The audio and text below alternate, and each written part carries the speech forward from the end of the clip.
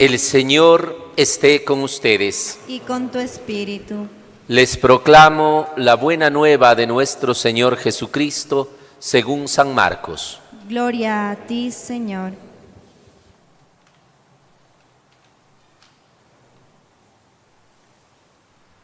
En aquel tiempo, el Espíritu impulsó a Jesús a retirarse al desierto, donde permaneció 40 días y fue tentado por Satanás. Vivió allí entre animales salvajes y los ángeles le servían. Después de que arrestaron a Juan el Bautista, Jesús se fue a Galilea para predicar el Evangelio de Dios y decía: se ha cumplido el tiempo y el reino de Dios ya está cerca. Arrepiéntanse y crean en el Evangelio. Palabra del Señor. Gloria a ti, Señor Jesús. La liturgia propone siempre en la primera semana, el primer domingo de Cuaresma, la lectura del pasaje de las tentaciones,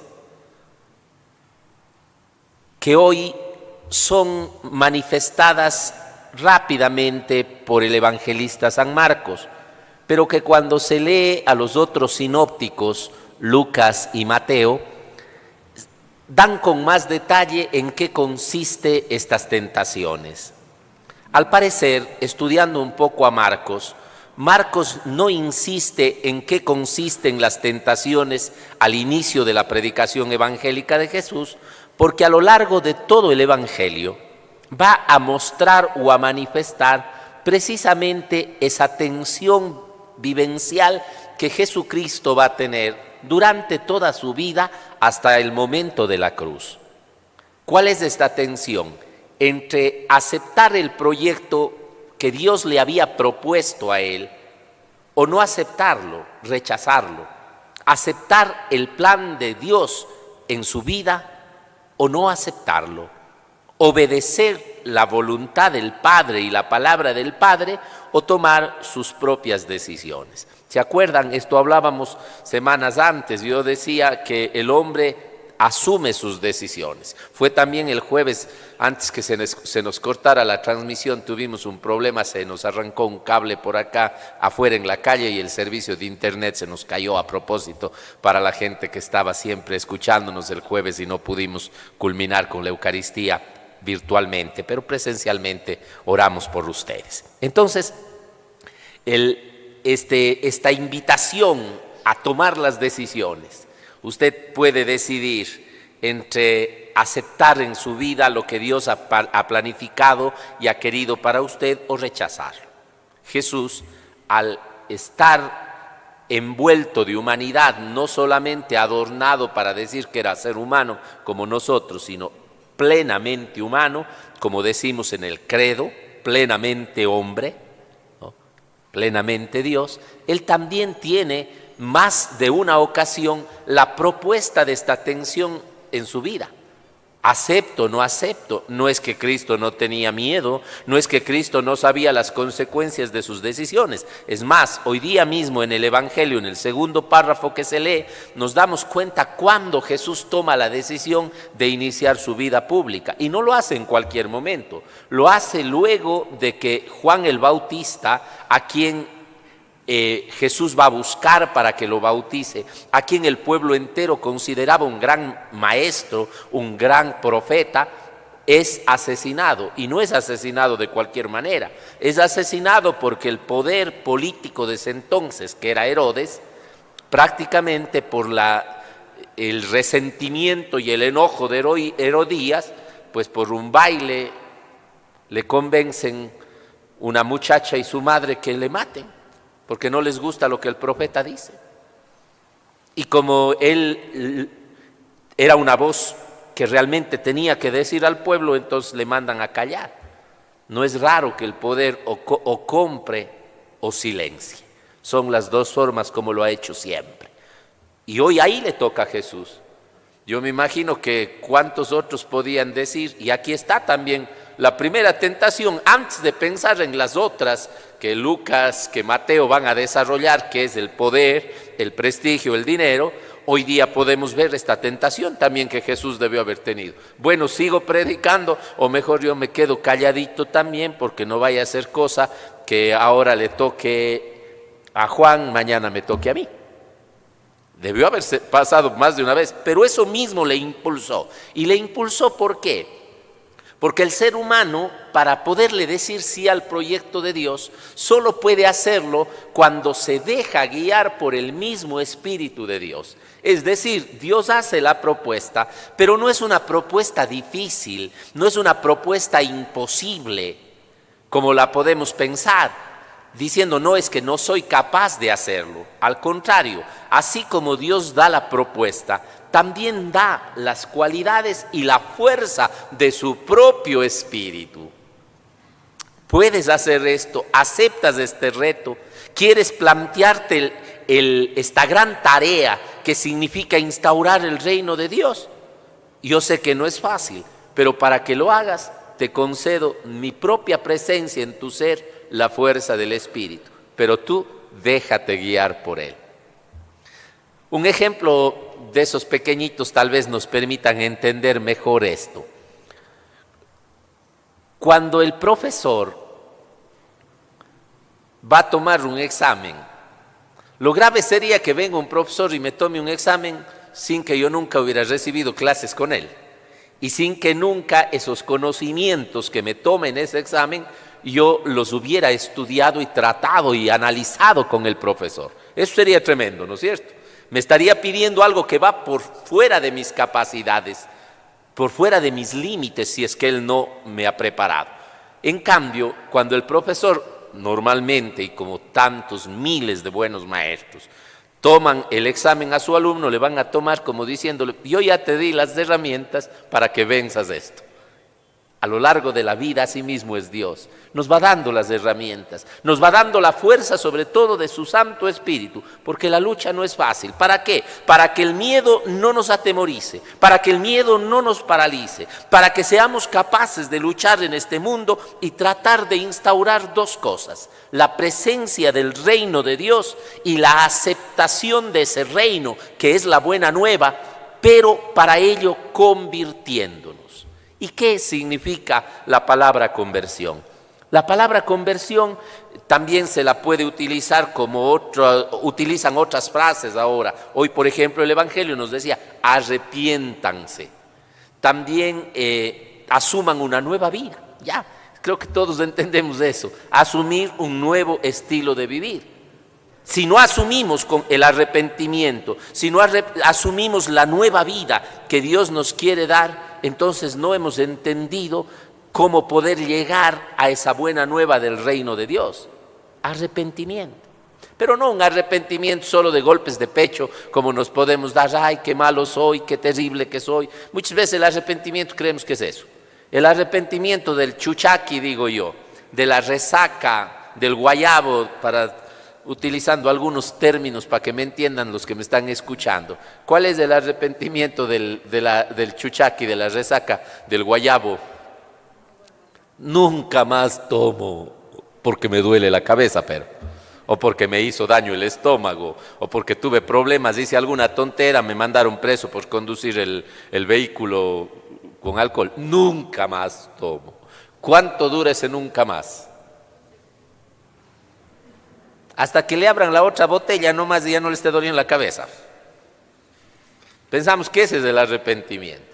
Nos pasa algo malo ese ratito allí, sí, ay, Dios nos libre y libre muchísimo. Hoy decíamos que estamos celebrando el Día de los Médicos. ¿Cuántos arrepentidos vamos a tener después del carnaval? ¿Por qué me iría a ese paseo? ¿Por qué me dedicaría a tomar? ¿Por qué no estaría con la mascarilla? ¿Por qué no me quedé en mi casa? Van a haber miles de porqués. Son los arrepentimientos esos, por el dolor, por el momento, por el sufrimiento. No, el arrepentimiento cristiano es algo más profundo. Metanoia se dice en griego no cristiano. Esa metanoia, una transformación total. Algo que significa ser otro. A Nicodemo el Señor le dirá volver a nacer, imagínense. una nueva y total y absoluta manera de vivir de una forma radicalmente diferente. El arrepentimiento no es solo decir, esto que hice mal, qué tonto, sino ante todo decir, no lo vuelvo a hacer. Voy a transitar por otro camino, voy a transitar por otro sendero. Haré con mis acciones y con mi vida la prueba del verdadero arrepentimiento, que es vivir de manera diferente. El cristiano que entiende esto, entiende verdaderamente el sentido de la Cuaresma. Porque hemos entendido mal la Cuaresma, muy mal. Hemos entendido la Cuaresma como un número simbólico de ciertas prácticas rituales que empiezan con ponernos la ceniza en la cabeza y se marcan por prácticas piadosas como rezar el Vía Crucis, no comer carne, abstenernos de ciertas cosas y ya. Y una vez llegado el domingo de Pascua, reestructuramos nuestra vida de nuevo según los valores, según las actitudes que siempre teníamos. Es decir, borra y va de nuevo las tonteras. No es Cuaresma eso. Cuaresma es, les dije, utilizando las frases del Papa Francisco el día miércoles de ceniza, volver a Dios. De ese Dios del que nos hemos alejado, a ese Dios al que hemos olvidado, a ese Dios al que hemos sacado de nuestra vida porque hemos sido débiles y frágiles ante las tentaciones del poder, del prestigio, del dinero, del placer, ante el miedo, del dolor y del sufrimiento, y buscando esa vida confortable, sin complicaciones, sin compromiso con nadie, hemos caído víctimas del demonio y de su malicia. La Cuaresma no es 40 días. Es toda la vida. ¿Saben por qué? Porque toda la vida somos tentados. Decía que Marcos no presenta las tentaciones ahí en ese mismo momento. Es también como para indicar que las tentaciones de Jesús estuvieron siempre, siempre. La última tentación la tendrá en la cruz, de abandonar todo, de sentirse abandonado del Padre, tal vez de pensar que su vida fue un fracaso, pero no, asume con fe hasta el último, abandonándose en las manos del Padre cuando dice, en tus manos encomiendo mi espíritu. Las tentaciones serán toda la vida, entonces la actitud de la fuerza del Espíritu Santo que nos ayude a vencerla, la necesitamos toda la vida. Le decía en la misa de 11 de la mañana a una niña que estaba acá, una jovencita, tendría unos 16 años, era una muchacha, no sé, y que me miraba con atención en el sermón en esa parte, cuando hablaba de la Cuaresma, y le decía, sí o no, mija, que fuera lindo que en la vida te tiente el diablo solo 40 días.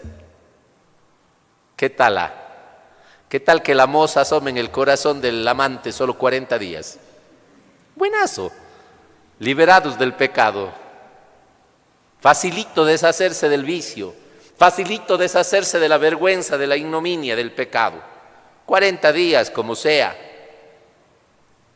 El problema es que esos 40 días simboliza toda la vida.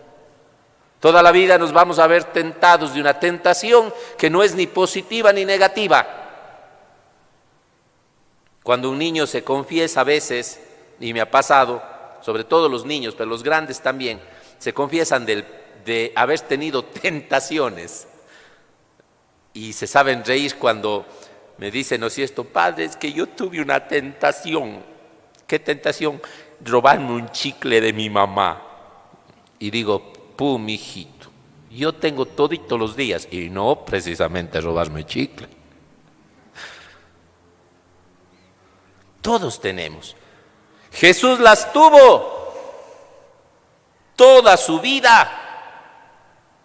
El asunto no es la tentación, el asunto es la reacción que yo tengo a esa tentación. Es más, yo creo que las tentaciones fortalecen mi fe para saber si realmente estoy dejándome guiar por el Espíritu de Dios. Porque si se imaginan que nadie tuviéramos tentaciones y yo fuera bueno porque no tengo la tentación, no tengo otra opción, qué bueno soy. Si en mi vida solo me ofrecen un camino de bien, de bondad, y yo transito por eso, no sé qué tan bueno soy, no sé qué tan fuerte soy ante el mal, pero si me ofrecen el bien, la bondad, y por otro lado el mal, el pecado, pero yo me alejo de él, ahí tiene valor. Yo les suelo decir esto a los jóvenes: valoro muchísimo más yo la castidad aún que la virginidad. ¿Saben por qué? Y esto les digo a los muchachos, o les solía decir a los chicos cuando me llaman a dar a veces alguna charla de educación para la sexualidad y el amor. Digo, porque no es lo mismo alguien que no ha probado la vida, que se cree el buenito, que alguien que, aunque le haya probado y le haya parecido algo bueno, diga: esto no me construyó como ser humano, no está bien en mi vida. Les invito. ¿Por qué dije esto? No sé, como digo siempre. Alguien ha de estar oyendo. A vos te digo, a vos. Escucha. Ya cumplí, Espíritu Santo, diciendo eso. Para el que haya necesitado al otro lado. O aquí, no sé. Si tú tienes una opción y la tomas según Dios, te has dejado guiar por el Espíritu. Si tú tienes una opción y no la tomas según Dios, te vas por el mal camino, te has destruido. Eso se entiende hoy día cuando en el libro del Génesis encontramos nosotros la primera alianza que hace Dios con la humanidad, que hace Dios con la creación, que hace Dios con los animales. Una de las grandes ideas que el hombre tuviera es que al mal se lo debería combatir aniquilando a los malos, porque hemos entendido mal el texto del Génesis cuando nos habla del diluvio universal. ¿No quisieran ustedes que el diluvio universal se vuelva a repetir y que arrase, pero solo con los malos? Algunos me han de decir: no, padre, pero estoy seguro que en la vida más de uno ha dicho esto. Pero ¿por qué tiene que pasar un accidente justo con esa persona buena? ¿Por qué no pasó con los malos? ¿Por qué se muere este hombre que era bueno y no se muere el vecino de él que es un malo? ¿Por qué se cae el avión en el que iban niños, en el que iban jóvenes, deportistas, etcétera, gente que aporta a la sociedad? ¿Y por qué no se caen los aviones de los narcotraficantes que van llevando droga? ¿Por qué le atropellan a la viejita que sale a comprar pan para llevar a su casa, a sus hijos, a sus nietos, y no le atropella al vendedor de droga de la esquina, al asesino, al asaltante que va? ¿No les ha pasado eso? ¿Por qué se muere la gente buena? ¿Por qué Dios no hace que se acabe? Es que Dios no actúa como nosotros pensamos. Esa es la mala interpretación de este texto del Génesis. Es una alianza. Si ustedes ven, dice que mientras se construía el arca, Noé invitaba una y otra vez: va a venir el diluvio, vengan, suban, cambien, arrepiéntanse. No le pararon bola. O sea, es la insistencia de Dios en buscar. Y San Pedro nos dice hoy día en la lectura que Jesús fue a buscar a esos que no aceptaron. Quiere decir que el amor de Dios, hasta después que ya murieron por chuncho, sigue buscando. A mí me parece hermosísimo eso. Me parece precioso saber que Dios no está destruyendo la vida, su obra, está queriendo destruir al pecado, jamás al pecador. Los 40 días del diluvio, así como los 40 años del pueblo de Israel, así como los 40 días en el desierto de Jesús, soportando las tentaciones, son un reflejo de nuestros propios desiertos, que no son un lugar, que son una actitud de vida, que son una situación existencial en la que nos encontramos los hombres, en las que está luchando la vida y la muerte, el bien y el mal, y a mí me toca decidir: o me dejo guiar por el Espíritu de Dios, o me subo en esa arca de su amor que me salve de las aguas que me quieren ahogar y matar, o decido lo contrario. Por eso dicen que los especialistas en Biblia, que el arca simboliza, así como el agua simboliza lo que Cristo ha querido hacer con nosotros. El agua es el signo de la nueva vida, representado en el bautismo. El arca es el signo de la cruz hecha en madera, en la que Cristo nos dio la esperanza de la nueva vida. Y el arco iris que une cielo y tierra es la alianza que Dios vuelve a hacer uniendo el cielo con la tierra, aquella alianza rota por el pecado que separó a Dios, el cielo, de la tierra, el hombre. Lindo, ¿no? Cuando uno entiende así. Pero uno, ¿con qué se queda? Con la idea, Dios destruyó porque ya no pudo nada que hacer. No, hoy sigue habiendo. Hoy siguen habiendo diluvios que arrasan con nosotros, con la vida, con la esperanza, con la ilusión. Hoy siguen habiendo estas cosas a través de las cuales el plan de Dios es la más grande invitación, pero nos van a tentar de un lado y otro para que no aceptemos ese plan, para que nos abracemos al mal, nos abracemos al egoísmo, aunque eso nos cueste la vida. Y el Señor hoy nos vuelve a invitar: acepte el plan de Dios. No temas a las tentaciones, teme a estar débil, a estar sin el Espíritu de Dios y a caer en esas tentaciones. Las tentaciones usted y yo las vamos a tener toda la vida. Saliendo de la misa o apagando el televisor, vas a tener tentación. ¿De qué? De olvidarte de la paciencia, de olvidarte de la honradez, de la fidelidad, del respeto, de la justicia. Toditos. Empezando el Padre Marcelo. Así como estoy tentado de hablar y hablar, pero ya va siendo hora de que me calle, haciendo solo una última exhortación. Quiero repetir esta partecita del sermón de la mañana porque fui muy eufórico al decirlo, porque así lo sentí. Digamos que el desierto es el lugar en el que le toca vivir al Hijo de Dios y puede vivir de dos maneras. Vivir entre los animales salvajes y vencerlos, o dejarse vencer por esas alimañas. Es la palabra traducida más exacta que antes que animal salvaje. Un animal dañino significa, ¿no? El que hace mal. Puede vivir con ellos y vencerlos, o puede dejarse vencer de ellos. En las ciudades no tenemos tigres, leones, osos.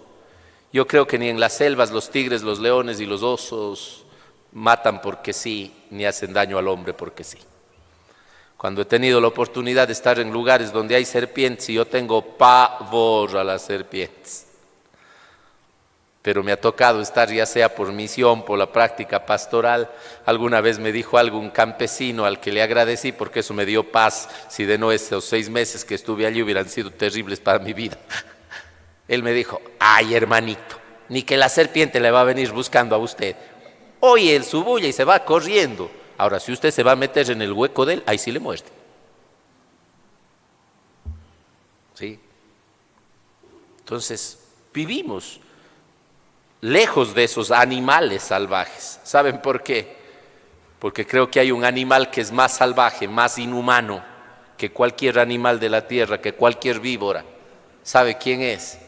El hombre sin Dios y sin ley. Usted y yo, cuando hemos excluido el amor, usted y yo, cuando hemos sido fácil seducción de las tentaciones, porque le hemos sacado a Dios de nuestra vida. No hay peor salvaje en este mundo que el hombre sin Dios, que el hombre sin su amor, sin su vida.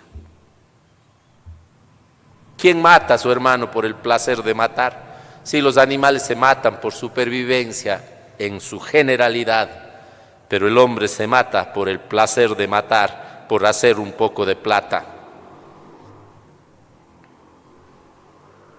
¿Qué animal acumula por acumular y no pensando ni siquiera en su, hablando de las hormigas, de los que forman parte de su familia, de su núcleo? Las hormigas acumulan, eso es sabido, pero es por lo menos para todo su familia, digámosle así. En cambio, muchas veces de nosotros atesoramos, ni siquiera pensando en el resto de seres humanos, ni siquiera en nuestro pueblo, algunos ni siquiera en su familia de carne. Si hay animales que matan a sus hijos, pero pensar en padres y en mujeres. El otro día miraba una película, es de un gángster en Boston, un asesino despiadado, que cuando su hijo queda en estado de coma, su esposa dice que ella mismo le va a desconectar, y este tipo, a pesar de ser tan despiadado, le dice: que yo piense eso del resto, sé que no soy nadie bueno, pero que tú pienses eso de tu hijo. Y ahí ese día él se separa y se hace más despiadado. ¿Se dan cuenta? ¿Quién es más despiadado? ¿Quién es el animal más salvaje?